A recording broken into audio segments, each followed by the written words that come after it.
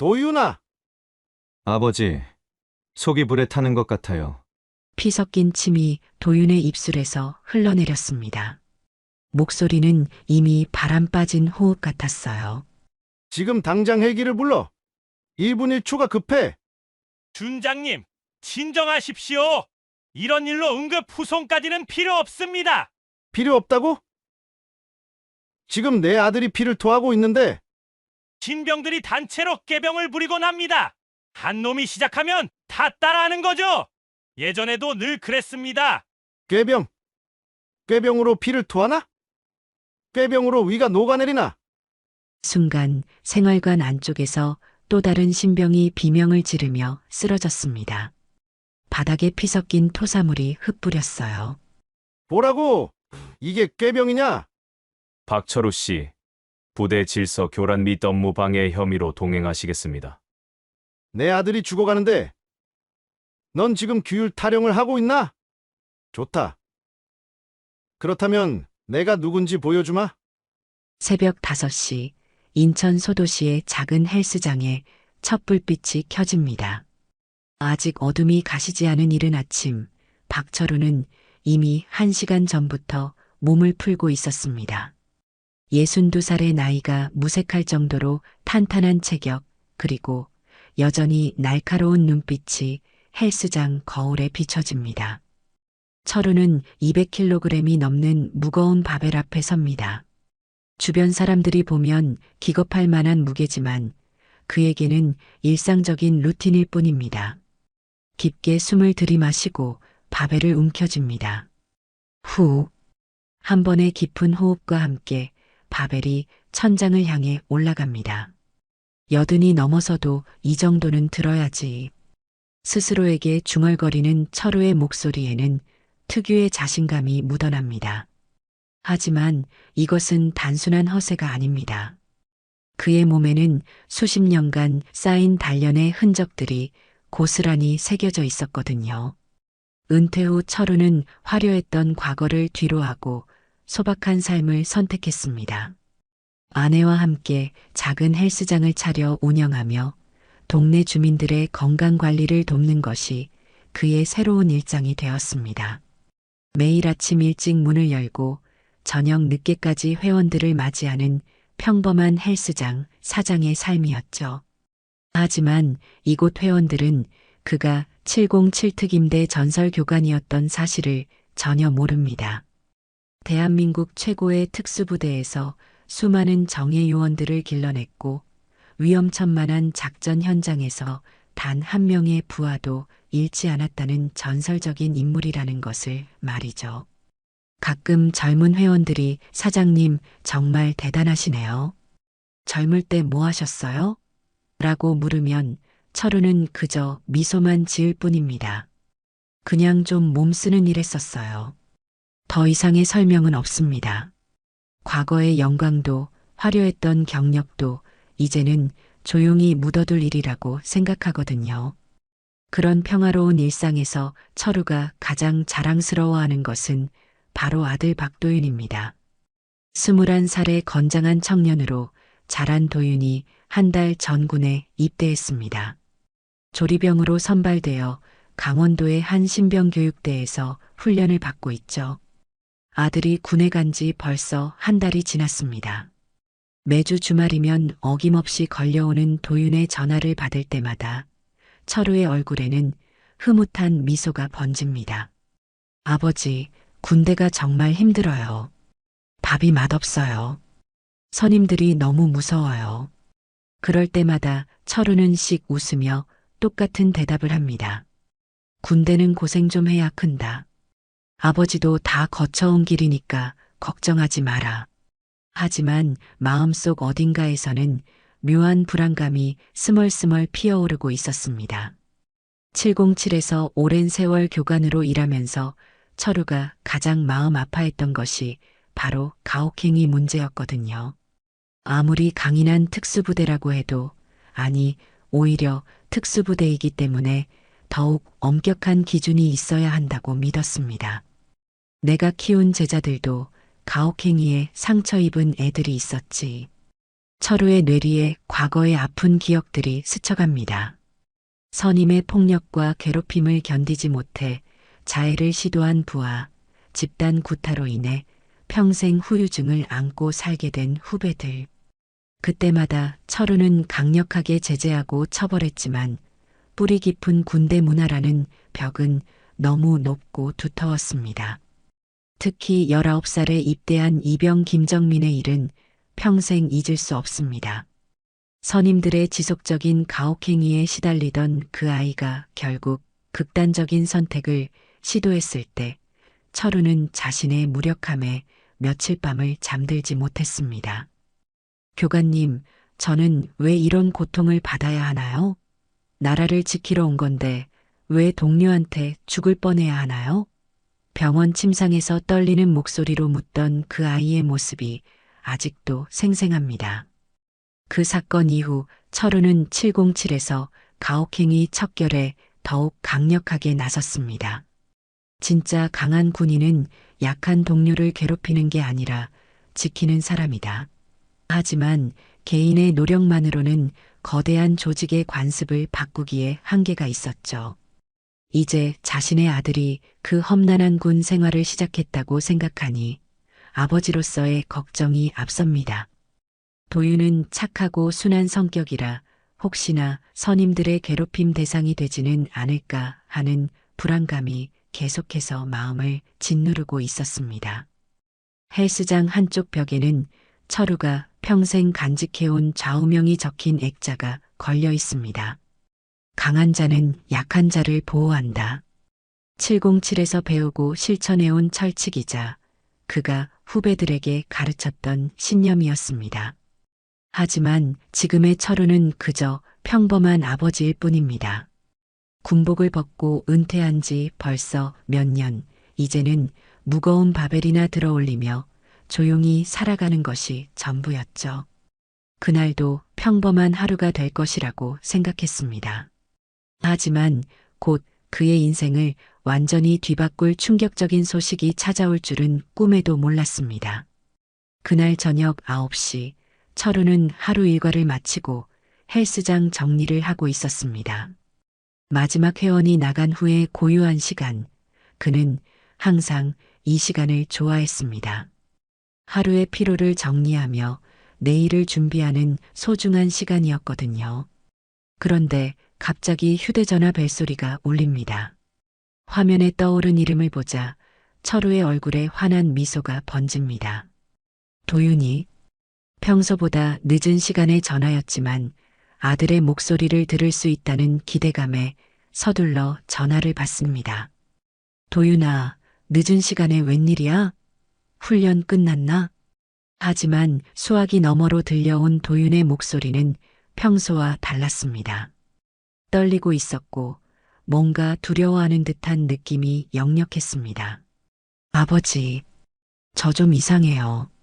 철우의 표정이 순간 굳어집니다. 뭐가 이상하다는 거냐? 몸이 아픈가? 물맛이 이상해요. 도윤의 목소리가 점점 작아집니다. 비누, 세제 같은 맛이 나요. 그런데 선임들이 이게 버름료라면서 억지로 마시라고 해요. 철우의 온몸에 소름이 돋습니다.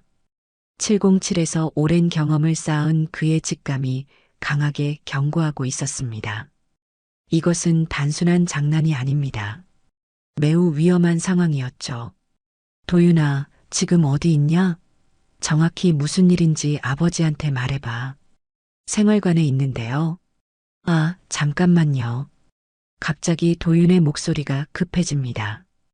배경에서 누군가의 거친 목소리가 들려옵니다. 아, 신병, 전화 시간 다 됐다. 빨리 끊고 들어와. 철우는 수화기를 더 꽉 움켜쥡니다.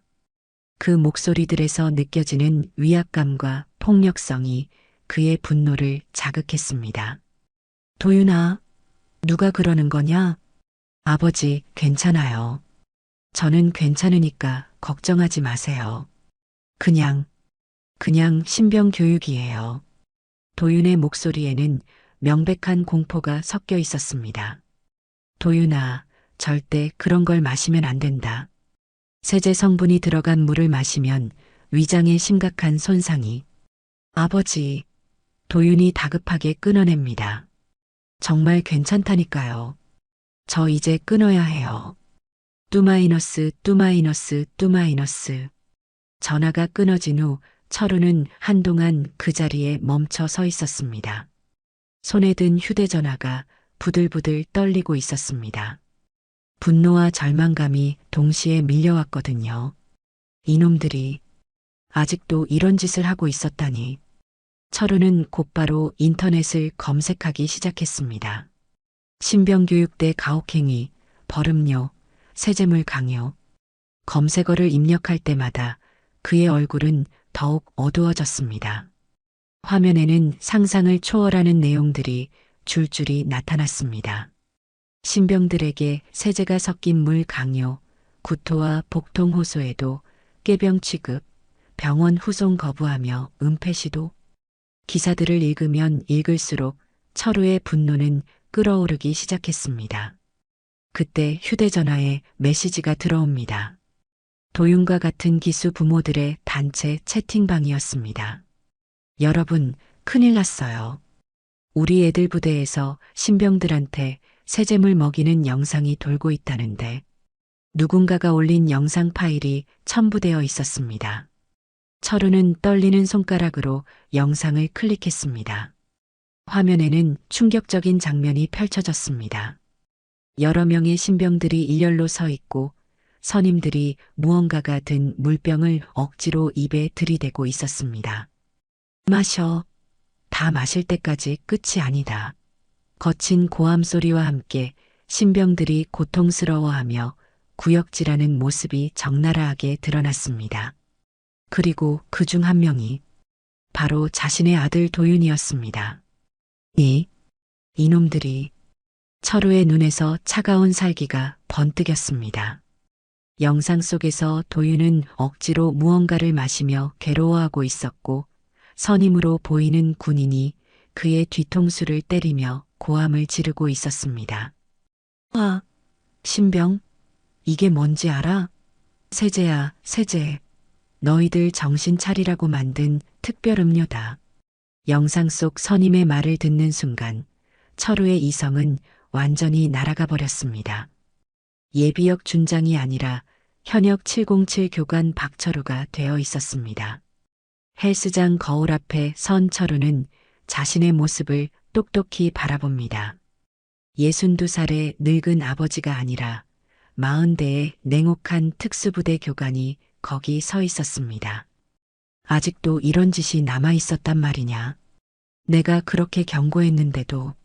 철우의 주먹이 꽉 쥐어집니다. 과거 707에서 가혹행위로 고통받던 부하들의 얼굴이 하나씩 떠오릅니다. 그리고 이번엔 남의 아이가 아니라 자신의 혈육이었습니다. 휴대전화가 다시 울립니다. 이번에는 다른 부모입니다. 박도윤 아버지시죠? 저희 애가 같은 생활관인데 지금 응급실로 실려갔다고 연락 왔어요. 세제 때문에 위장 출혈이 생겼다는데. 철우는 더 이상 참을 수 없었습니다. 벽에 걸린 액자를 바라봅니다. 강한 자는 약한 자를 보호한다. 그의 평생 신념이 적힌 그 글귀가 지금처럼 절실하게 느껴진 적은 없었습니다. 군을 은퇴했어도 아직 내 아들, 내 후배들이 있다. 철우는 결심을 굳힙니다. 이번엔 아버지로 간다. 그는 침실로 향해 오래된 군용 가방을 꺼냅니다. 먼지가 쌓인 가방 속에서 군인증과 예편증을 찾아냅니다. 박철우 예비역 준장, 707특임대 전 교관. 오랜만에 보는 자신의 군 신분증이었습니다. 이제는 정말로 나설 때가 왔군. 철우의 눈에는 과거 707 시절의 차가운 결의가 되살아났습니다. 그날 밤 평범한 헬스장 사장 박철우는 사라지고 전설의 707 교관이 부활하는 순간이었습니다. 다음 날 새벽 4시 철우는 이미 차에 시동을 걸고 있었습니다. 밤새 한숨도 자지 못했지만 그의 눈에는 피로보다 강한 의지가 불타고 있었습니다. 조수석에는 군인증과 예편증이 놓여 있었고 뒷좌석에는 과거 707 시절 입었던 전투복이 깔끔하게 개어져 있었습니다. 강원도까지는 3시간 거리였습니다. 철우는 고속도로를 달리며 과거의 기억들을 정리했습니다. 707에서 가혹행위를 척결하려 했지만 역부족이었던 그때 결국 자신이 직접 나서지 못해 고통받은 부하들. 이번엔 달랐습니다. 이번엔 자신의 아들이었고 더 이상 물러설 곳이 없었습니다. 내가 지켜야 할 건 작전이 아니라 내 아들의 생명이다. 핸들을 꽉 움켜쥔 철우의 눈빛은 과거 707 시절의 차가운 결의로 가득했습니다. 오전 9시 드디어 신병교육대 정문이 보입니다. 높은 철조망과 경계초소, 그리고 삼엄한 경비. 모든 것이 철우에게는 낯익은 풍경이었습니다. 하지만 이번에는 교관이 아니라 걱정되는 아버지의 신분으로 이곳에 왔습니다. 차에서 내린 철우는 천천히 정문을 향해 걸어갑니다. 그의 걸음걸이에서는 여전히 군인 특유의 위압감이 느껴졌습니다. 62살의 나이가 무색할 정도로 꼿꼿한 자세와 날카로운 눈빛이 주변 사람들의 시선을 끌었습니다. 정문 초소에 있던 헌병이 철우를 발견하고 다가옵니다. 안녕하십니까? 민간인 출입은 사전 허가가 필요합니다. 어떤 일로 오셨나요? 내 아들을 만나러 왔다. 박도윤 이병, 조리병으로 복무 중이다. 철우의 목소리는 차분했지만 그 안에는 강한 압박감이 담겨 있었습니다. 헌병은 매뉴얼대로 답변합니다. 면회는 주말에만 가능하고 사전 신청을 하셔야 합니다. 오늘은 평일이라 출입이 불가능합니다. 불가능? 철우의 눈빛이 순간 차갑게 변합니다. 내 아들이 세제를 마시고 응급실에 실려갔다는데도 불가능하다는 거냐? 헌병은 당황합니다. 그런 보고는 받지 못했습니다. 규정상 민간인은 출입할 수 없습니다. 철우는 더 이상 참지 않습니다. 주머니에서 군인증과 예편증을 꺼내 헌병 앞에 내밉니다. 다시 보고 말해라. 헌병이 신분증을 받아보는 순간 그의 얼굴이 완전히 굳어집니다. 박철우 예비역 준장 707특임대 전 교관. 그 이름 석자를 본 헌병의 눈이 크게 흔들립니다.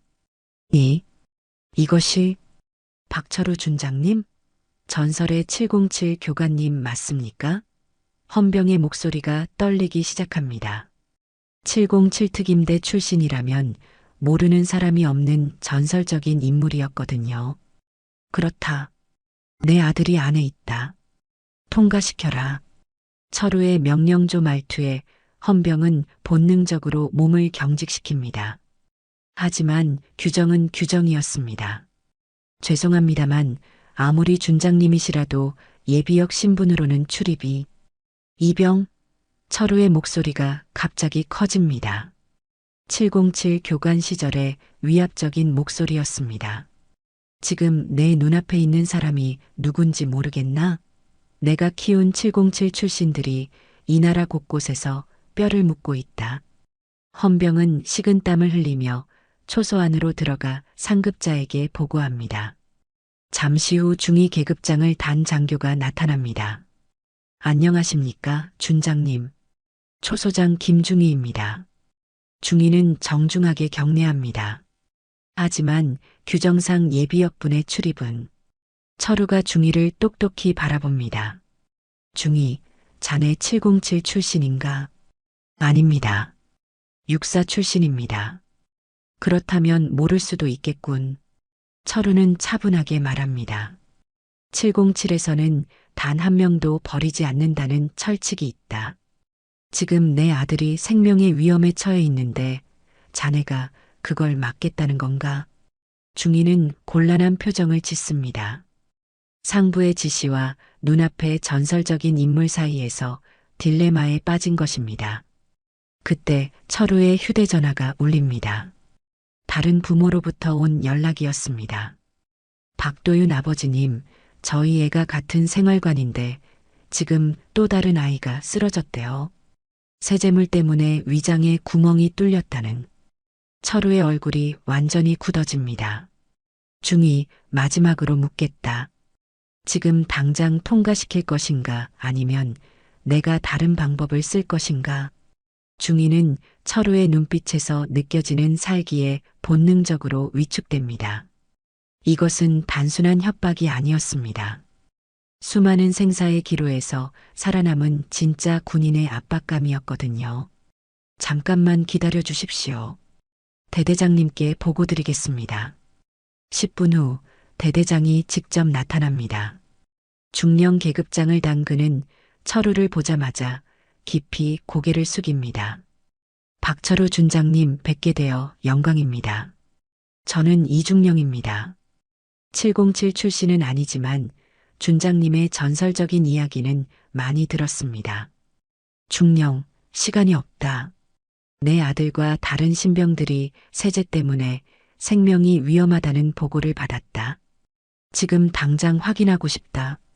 이중령의 표정이 어두워집니다. 그런 일은 있을 수 없습니다. 우리 부대는 중령? 철우가 단호하게 끊어냅니다. 나는 707에서 수십 년을 복무했다. 거짓말하는 부하와 진실을 말하는 부하의 차이 정도는 안다. 지금 자네가 뭔가 숨기고 있다는 것도 알고 있다. 이중령은 한동안 말없이 철우를 바라봅니다. 그의 눈에서는 진정한 군인의 위엄과 아버지로서의 간절함이 동시에 느껴졌습니다. 알겠습니다. 준장님을 안내해 드리겠습니다. 마침내 이중령이 결정을 내립니다. 하지만 준장님도 아시겠지만 부대 내부 상황이 복잡합니다. 정문을 들어서는 순간 철우의 뇌리에 과거 707 훈련장의 모습이 겹쳐집니다. 똑같은 병역 냄새, 똑같은 긴장감. 하지만 이번에는 교관이 아니라 아버지로서 이곳에 들어서는 것입니다. 이번 전투는 달라. 철우는 속으로 다짐합니다. 내가 지킬 건 작전 성공이 아니라 내 아들의 목숨이다. 이중령의 안내로 부대 안으로 들어선 철우는 주변을 날카롭게 살펴봅니다. 오랜 군 생활로 단련된 그의 눈에는 평범해 보이는 것들도 다르게 보였습니다. 신병들의 표정에 스며든 공포감, 간부들의 어색한 태도, 그리고 무엇보다 공기 중에 떠도는 묘한 긴장감이 모든 것을 말해주고 있었습니다. 준장님, 먼저 의무대로 안내해 드리겠습니다. 박도윤 이병이 현재 그곳에서 치료받고 있습니다. 이중령의 목소리에는 미묘한 불안감이 섞여 있었습니다. 의무대로 향하는 복도를 걷던 중 철우는 바닥에 굴러다니는 빈 환타병 하나를 발견합니다. 순간적으로 몸을 숙여 그 병을 집어듭니다. 병 입구에서 이상한 냄새가 납니다. 달콤한 환타 냄새가 아니라 자극적이고 화학적인 냄새였습니다. 이게 뭐냐? 철우가 환타병을 들어올리며 이중령에게 묻습니다. 이중령은 당황한 표정을 지으며 대답합니다. 그냥 신병들이 마시다 버린 음료수 같은데요. 하지만 철우의 예리한 후각은 속지 않습니다. 707에서 화학무기 훈련을 받을 때 맡았던 그 냄새와 비슷했거든요. 이중령, 이 병에서 세제 냄새가 난다. 정말 모르는 일인가? 세제요? 그럴 리가. 이중령이 말을 잇지 못합니다. 그의 당황한 모습을 보며 철우는 확신합니다. 분명 뭔가 숨기고 있다는 것을. 의무대에 도착한 철우는 창백한 얼굴로 침대에 누워있는 아들 도윤을 발견합니다. 평소 건강하던 아들의 모습과는 너무나 다른 모습이었습니다. 얼굴은 하얗게 질려 있었고 입술 주변은 거칠어져 있었습니다. 도윤아, 철우가 다급하게 아들에게 다가갑니다. 아버지, 정말 오셨네요. 도윤의 목소리는 약하고 떨리고 있었습니다. 아버지, 속이 미끌거려요. 뭔가 이상해요. 물을 마셔도 계속 비누맛이 나요. 철우는 아들의 손을 잡으며 분노가 치밀어 오르는 것을 느낍니다. 누가 이런 짓을 한 거냐? 정확히 말해봐. 오재만 중사님이랑 김상곤 상병님이. 도윤의 목소리가 더욱 작아집니다. 신병 길들이기라고 하면서 버름료를 마시라고 했어요. 거부하면 더 심한 벌을 준다고. 그때 의무대 간부인 문소령이 나타납니다. 그는 철우를 보자 불편한 표정을 짓습니다. 준장님, 이 정도는 군대에서 흔한 일입니다. 신병들이 군 생활에 적응하다 보면 종종 이런 증상을 보이죠. 이 정도라고? 철우의 목소리에 분노가 실립니다. 세제를 마셔서 위장이 손상된 게 흔한 일이라는 말인가? 문소령은 시치미를 뗍니다. 세제요? 그런 일은 있을 수 없습니다. 아마 심리적인 문제일 겁니다. 신병들이 군대 적응을 못해서 종종 꾀병을 부리거든요. 꾀병? 철우의 눈빛이 차갑게 변합니다. 내가 707에서 몇십 년을 복무했는데 꾀병과 진짜 병의 차이를 모르겠나? 바로 그때 복도에서 웃음소리가 들려옵니다. 거친 남자들의 목소리가 가까워지더니 오재만 중사와 김상곤 상병이 의무대로 들어섭니다. 그들의 손에는 환타병이 들려 있었습니다. 아, 이게 누구야? 도윤이 아버지 왔네? 오재만 중사가 비웃듯 말합니다. 민간인이 부대에 무슨 일로 왔어? 철우는 천천히 몸을 돌려 오재만을 바라봅니다. 그 순간 오재만은 철우의 눈빛을 보고 본능적으로 한 걸음 뒤로 물러섭니다. 진짜 군인의 살기를 느낀 것입니다. 자네가 오재만 중사인가? 철우의 목소리는 조용했지만 그 안에는 무서운 압박감이 담겨 있었습니다. 네. 그런데 누구시죠? 오재만의 목소리가 살짝 떨립니다. 내 아들한테 세제를 먹인 놈이 누군지 물어보는 거다. 철우가 한 걸음 앞으로 나서자 의무대 안의 분위기가 급격히 차갑게 변합니다. 오재만은 당황하며 손에 든 환타병을 뒤로 숨깁니다. 세제요? 뭔 소리예요? 그냥 환타인데. 철우가 바닥에서 주웠던 빈 환타병을 들어올립니다. 그렇다면 이게 뭐냐? 이 병에서 세제 냄새가 나는데? 아, 그거요? 오재만이 어색하게 웃으며 말합니다. 그냥 장난이에요. 신병 길들이기라고요. 좀 쓴맛 나는 거 섞어서 정신 차리게 하는 거죠. 장난? 철우의 주먹이 꽉 쥐어집니다. 세제를 먹여서 사람을 죽일 뻔한 게 장난이라는 말인가? 김상곤 상병이 옆에서 거들어줍니다. 아저씨, 너무 과민 반응하시는 거 아닌가요? 군대가 원래 좀 빡센 곳이잖아요. 철우는 더 이상 참을 수 없었습니다. 707 시절의 냉혹함이 다시 되살아나고 있었습니다. 과민 반응? 그의 목소리가 낮고 위협적으로 변합니다. 중사, 상병, 자네들이 지금 하고 있는 일이 얼마나 심각한 범죄인지 알고 있나? 오재만은 여전히 시치미를 뗍니다. 범죄요? 그냥 신병 교육인데 뭐가 범죄예요? 예전부터 해오던 일이라고요. 예전부터? 철우의 눈에서 분노의 불꽃이 타오릅니다. 707에서 내가 그렇게 가혹행위를 척결하라고 했는데 아직도 이런 짓이 남아 있었다니. 문소령이 끼어듭니다. 준장님, 부대 내부 일에 민간인이 개입하는 건 적절하지 않습니다. 이 정도면 충분히 확인하신 것 같으니. 민간인? 철우가 문소령을 노려봅니다. 나는 박철우 준장이다. 707 특임대에서 몇십 년을 복무한 현역이었고 지금은 예비역이지만 여전히 대한민국 군인이다. 그 순간 의무대 안의 모든 사람이 숨을 죽입니다.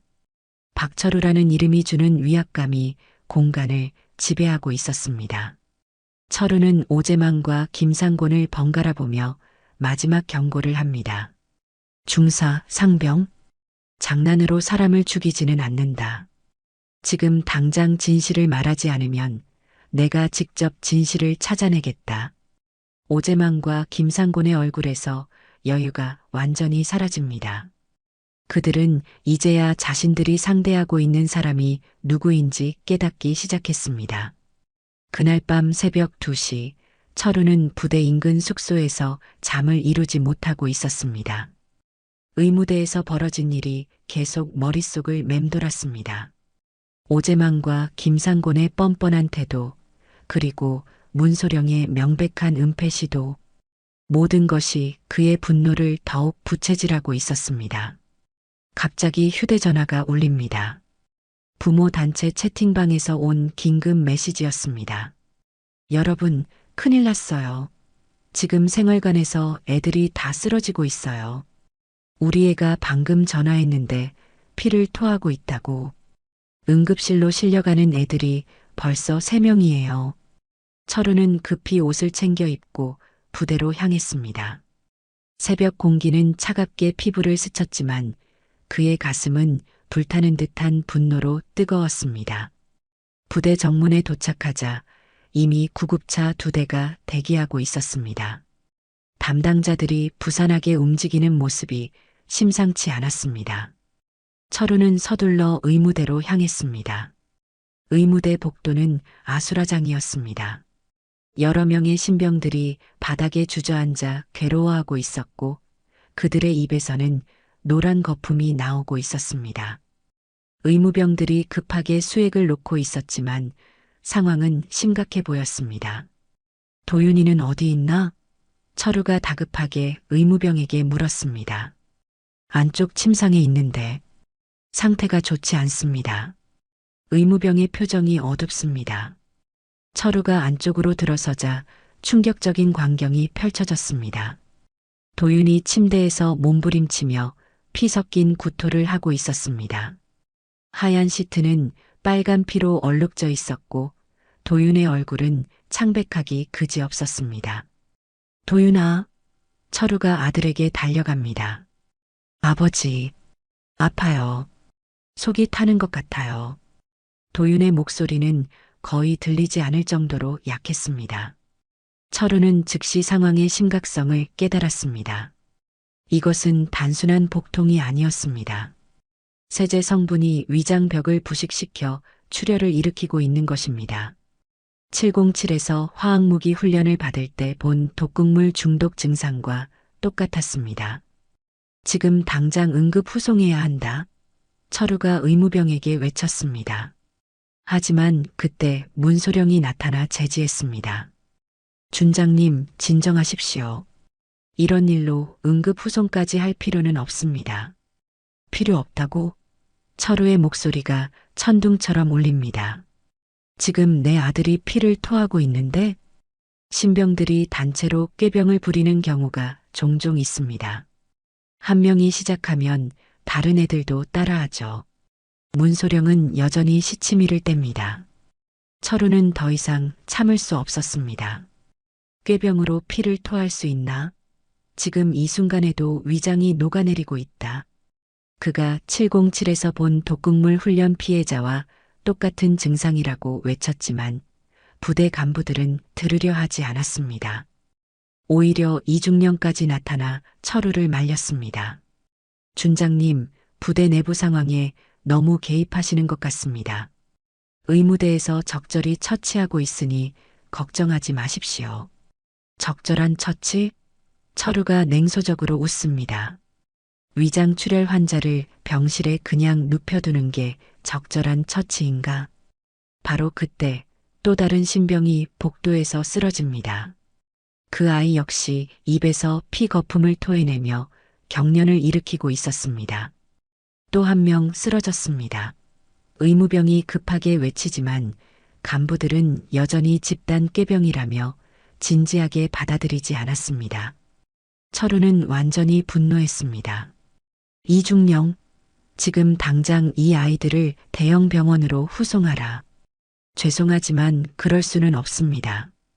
부대 규정상 이중령이 변명하려 하자 갑자기 군사 경찰들이 나타났습니다. 박철우 씨, 부대 내부 소란 및 업무 방해 혐의로 동행해 주시기 바랍니다. 군사 경찰 중위가 차갑게 말합니다. 동행? 철우가 믿을 수 없다는 표정을 짓습니다.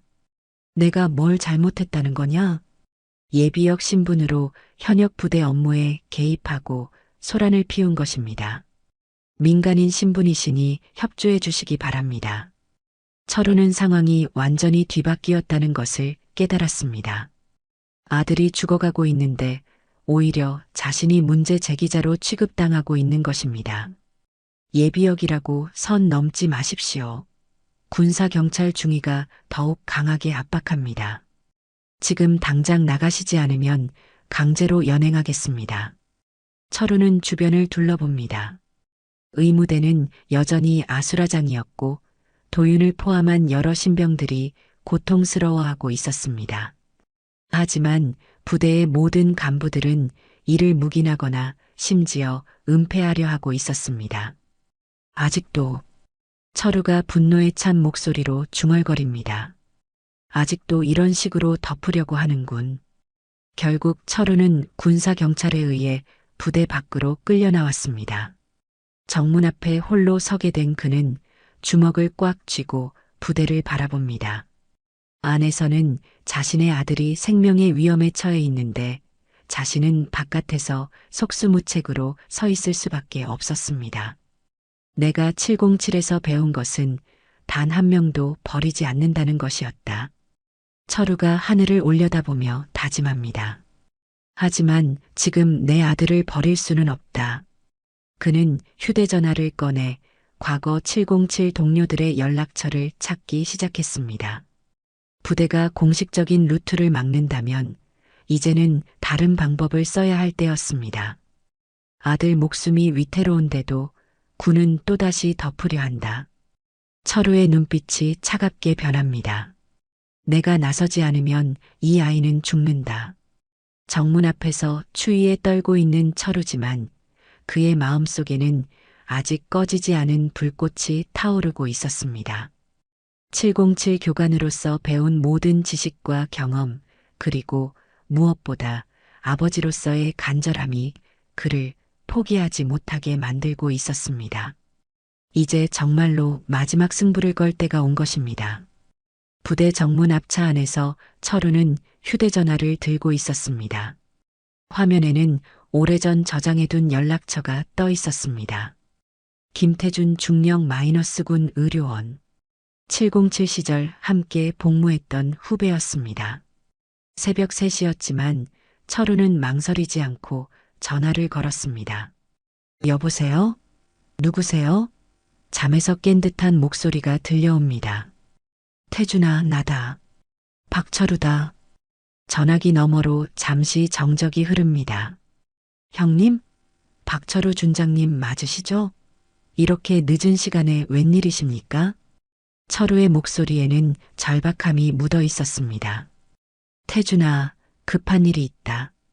지금 신병교육대에서 세제 중독 사고가 일어났는데 부대에서 은폐하려고 한다. 내 아들도 그중 한 명이다. 세제 중독이요? 그런 일이.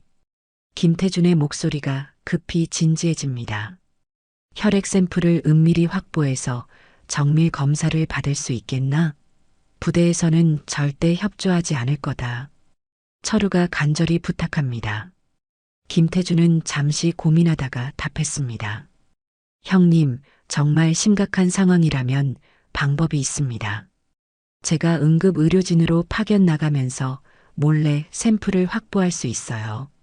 고맙다, 태준아. 707 정신 잊지 않았구나. 형님께서 저희에게 가르쳐 주신 말씀이 있지 않습니까? 단 한 명도 버리지 않는다고요. 전화를 끄는 철우는 잠시 안도의 한숨을 쉽니다. 하지만 이것만으로는 부족했습니다. 증거를 확보하는 것만큼 중요한 것이 여론의 힘이었습니다. 철우는 부모 단체 채팅방을 다시 확인했습니다. 어젯밤 누군가가 올린 세제물 강요 영상이 아직 남아 있었습니다. 그는 그 영상을 자신의 휴대전화로 저장했습니다. 화면 속에는 선임들이 신병들에게 억지로 무언가를 마시게 하는 충격적인 장면이 담겨 있었습니다. 이제 이 영상의 진위를 확인해야 한다. 철우는 영상을 자세히 분석하기 시작했습니다. 707에서 배운 정보 분석 능력이 빛을 발하는 순간이었습니다. 영상 속에서 오재만 중사의 목소리가 또렷하게 들렸습니다. 아, 이게 뭔지 알아? 세재야, 세재. 너희들 정신 차리라고 만든 특별 음료다. 그리고 김상곤 상병이 신병들의 뒤통수를 때리며 강제로 마시게 하는 모습까지 선명하게 나와 있었습니다. 완벽한 증거다. 철우가 중얼거립니다.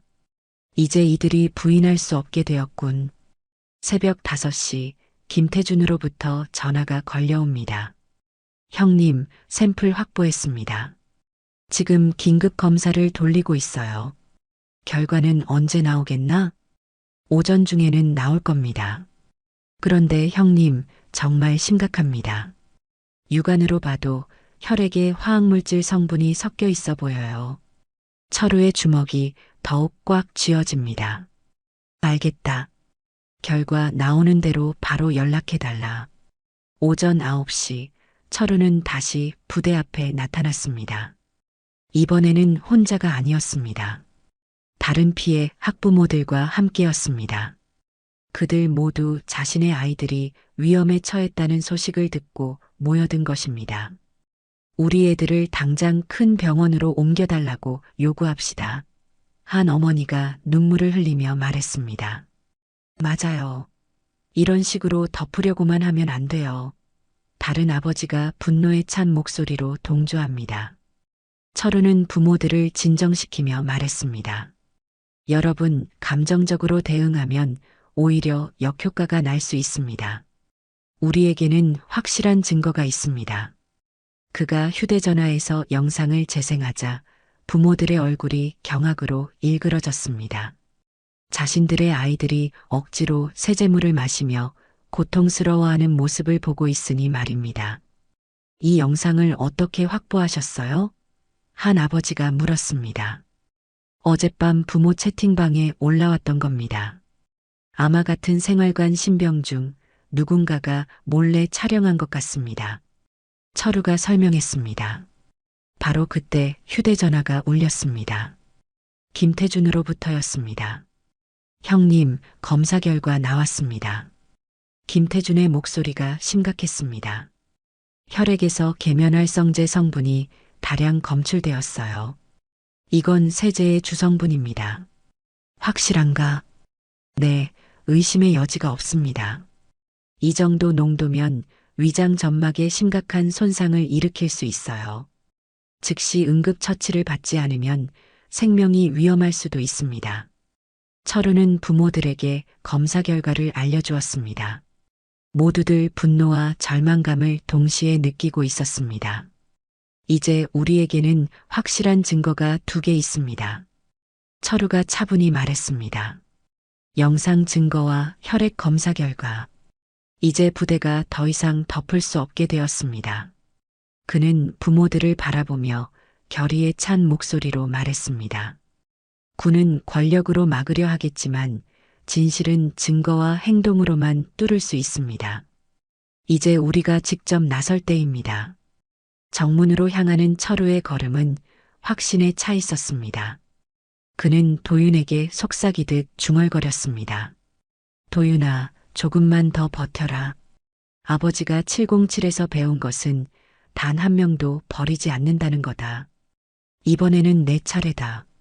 부대 정문 앞에서 철우는 마지막으로 자신을 점검했습니다. 손에는 결정적인 증거들이 들려 있었고 옆에는 분노한 부모들이 함께하고 있었습니다. 그리고 무엇보다 그의 가슴 속에는 아버지로서의 간절함과 707 교관으로서의 신념이 뜨겁게 타오르고 있었습니다. 이제 진짜 전투가 시작된다. 철우의 눈빛에는 과거 707의 냉혹함과 현재 아버지의 애절함이 동시에 번뜩이고 있었습니다. 오전 10시 신병교육대 본부 회의실에는 긴장감이 흐르고 있었습니다. 갑작스럽게 소집된 긴급회의였습니다. 국방부 감사단, 군사경찰, 군검찰부, 그리고 군법무관까지 모여들었습니다. 사건의 심각성을 깨달은 상부에서 직접 개입한 것입니다. 회의실 한쪽에는 철우와 다른 피해 학부모들이 자리 잡고 있었고, 맞은편에는 부대 간부들이 긴장한 표정으로 앉아 있었습니다.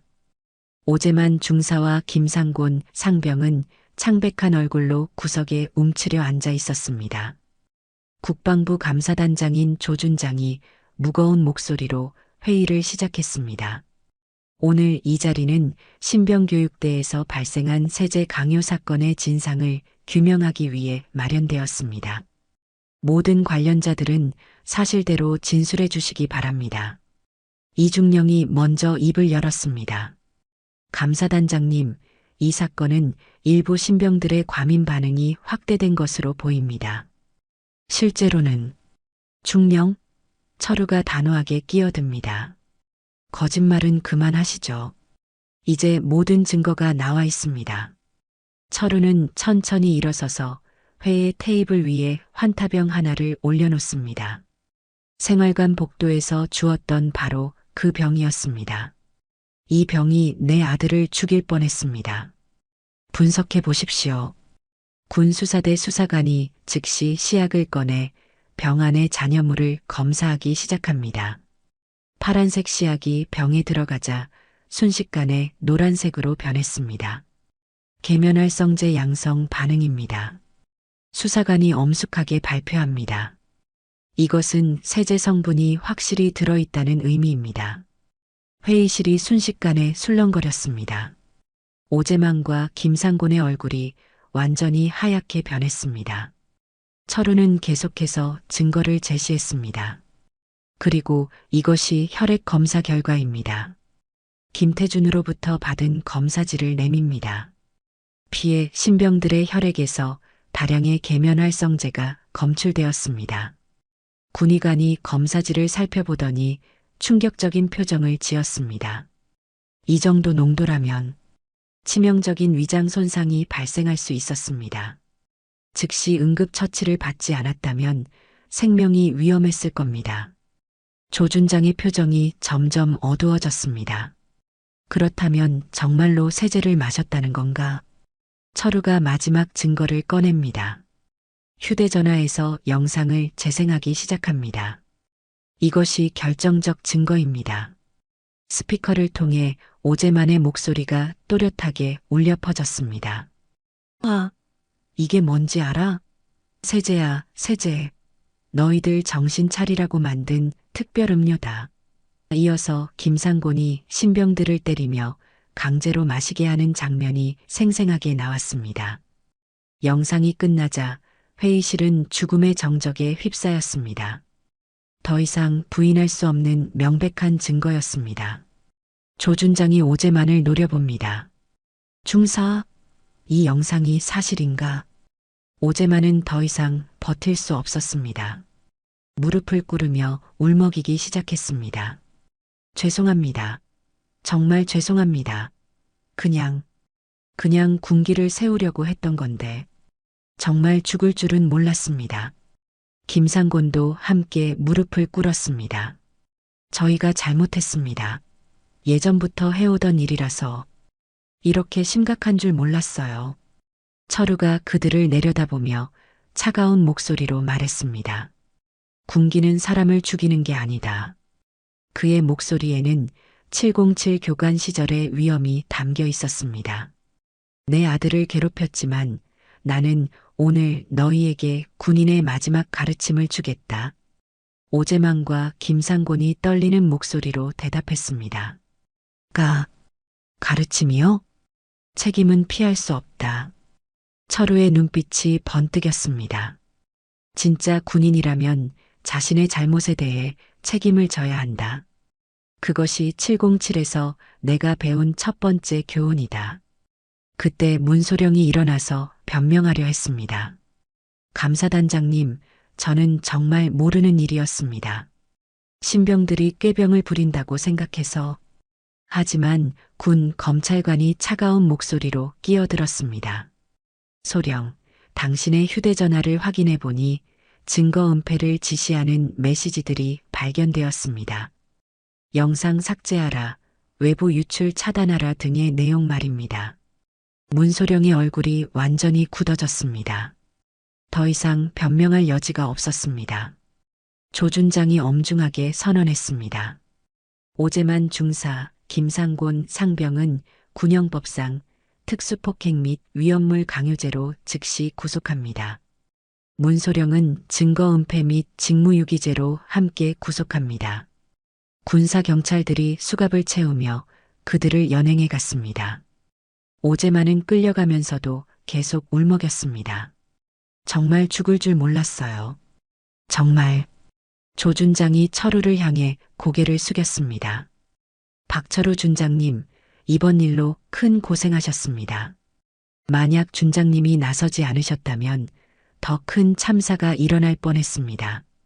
철우는 차분하게 대답했습니다. 저는 그저 아버지로서 당연한 일을 했을 뿐입니다.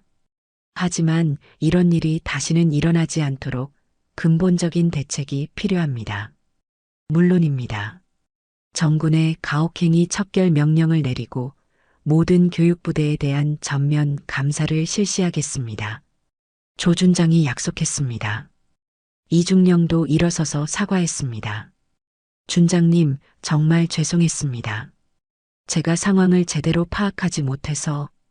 철우는 이중령을 바라보며 말했습니다.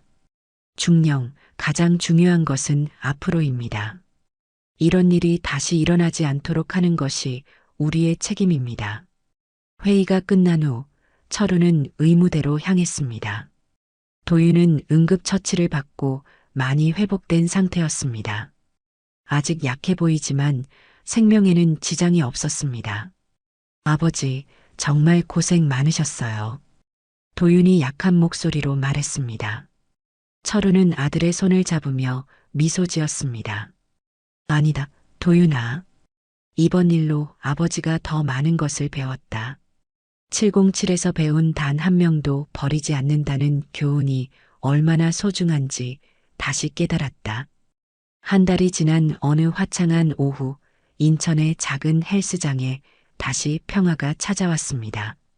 철우는 여전히 새벽 5시에 일어나 무거운 바벨을 들어 올리고 있었습니다. 하지만 예전과는 다른 점이 있었습니다. 그의 눈빛에는 더욱 깊은 의미가 담겨 있었고 마음속에는 확실한 보람이 자리 잡고 있었습니다. 벽에 걸린 텔레비전에서는 뉴스가 나오고 있었습니다. 신병교육대 가혹행위 사건 처벌 결과가 발표되었습니다. 오재만 중사는 군형법상 특수폭행 및 위험물 강요죄로 징역 3년, 김상곤 상병은 징역 2년을 선고받았습니다.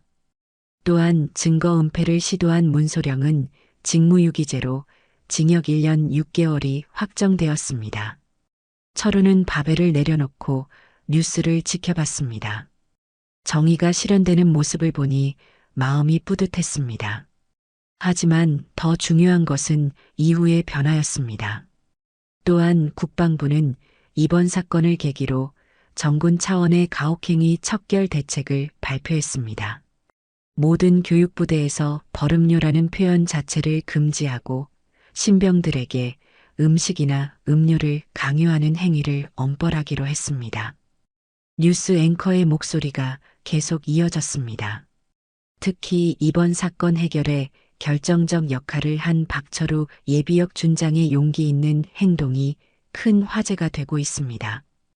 707특임대 출신인 박 준장은 단 한 명도 버리지 않는다는 특수부대의 정신으로 아들과 다른 피해 신병들을 구해낸 것으로 평가받고 있습니다. 그때 헬스장 문이 열리며 도윤이 들어섭니다. 한 달 전과는 완전히 다른 모습이었습니다. 얼굴에는 건강한 혈색이 돌았고 걸음걸이도 당당했습니다. 무엇보다 눈빛에 자신감이 되살아나 있었습니다. 아버지, 운동하고 계셨네요. 도윤이 밝은 목소리로 인사합니다. 철우는 아들을 보며 흐뭇한 미소를 지었습니다. 도윤아, 부대 생활은 어떠냐? 몸은 완전히 회복되었고, 네, 이제 완전히 괜찮아졌어요. 그리고 아버지. 도윤이 잠시 망설이더니 진지한 표정을 짓습니다. 부대 분위기가 완전히 바뀌었어요. 이제는 선임들이 후임들을 정말 잘 챙겨주고 있어요. 철우의 얼굴에 만족스러운 표정이 번집니다. 그래, 그게 진짜 군대다. 강한 자가 약한 자를 보호하는 것 말이야. 도윤은 아버지 옆에 앉으며 고민스러운 표정을 보입니다. 아버지, 솔직히 처음에는 군대를 그만두고 싶었어요. 그런 일을 당하고 나니까 무서웠거든요. 철우는 아들의 어깨에 손을 올리며 차분하게 물었습니다. 그런데 지금은 어떤 생각이냐? 지금은 다시 해보고 싶어요. 도윤의 목소리에 결의가 담겨 있었습니다. 아버지가 보여주신 것처럼 저도 누군가를 지킬 수 있는 군인이 되고 싶어요. 철우의 눈빛이 부드러워졌습니다. 아들이 이런 말을 할 줄은 예상하지 못했거든요. 도윤아, 그런 마음가짐이라면 아버지는 자랑스럽다. 하지만 아직도 걱정되는 게 있어요. 도윤이 솔직하게 털어놓습니다. 나 다시 군 생활 이어갈 수 있을까요? 정말로 변화를 만들 수 있을까요? 철우는 아들을 똑바로 바라보며 진심이 담긴 목소리로 대답했습니다. 도윤아, 군은 아직 바뀌어야 할 게 많다. 완벽하지 않은 조직이야. 하지만 내가 그 변화를 만드는 군인이 된다면. 잠시 말을 멈춘 철우가 미소를 지었습니다.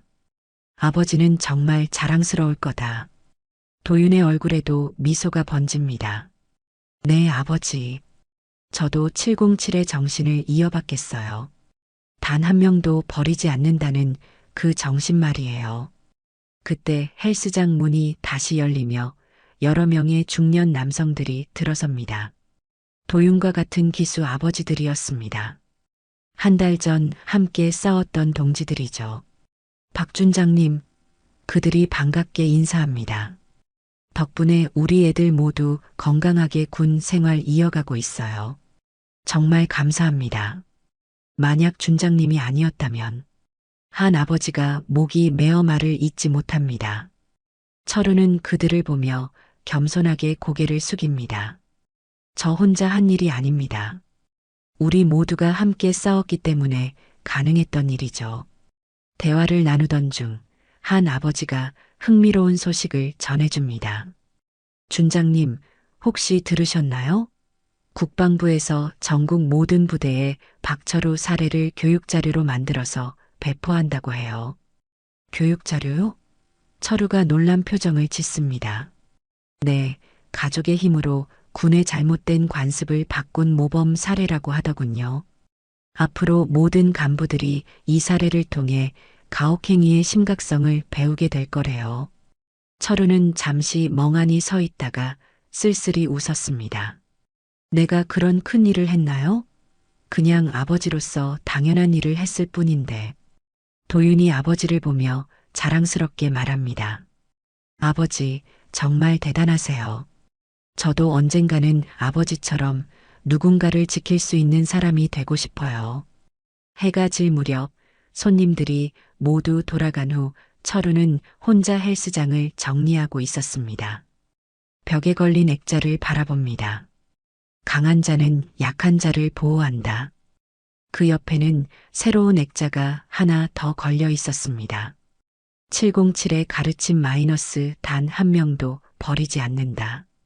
철우는 그 글귀를 바라보며 깊이 생각에 잠깁니다.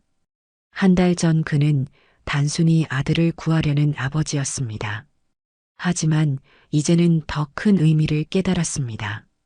진정한 변화는 작은 용기에서 시작된다는 것을 말이죠. 무거운 바벨을 들어 올리며 철우는 속으로 다짐합니다. 이번 전투는 끝났지만 진짜 싸움은 지금부터다. 그의 눈빛에는 과거 707 교관의 날카로움과 현재 아버지의 따뜻함이 동시에 빛나고 있었습니다. 창밖으로는 저녁 노을이 아름답게 물들어가고 있었습니다. 평범한 일상으로 돌아온 철우이지만 그의 마음속에는 새로운 사명감이 자리 잡고 있었습니다. 앞으로도 누군가 도움이 필요할 때면 그는 망설이지 않고 나설 것입니다. 바로 그것이 진정한 707의 정신이니까요. 박철우 준장의 이야기는 진정한 용기가 무엇인지 보여줍니다. 가족을 지키려는 아버지의 사랑과 단 한 명도 버리지 않는다는 신념이 거대한 조직의 잘못된 관습을 바꿔냈죠. 우리 모두에게는 누군가를 지킬 수 있는 힘이 있습니다. 이 감동적인 이야기가 마음에 드셨다면 구독과 좋아요 부탁드려요.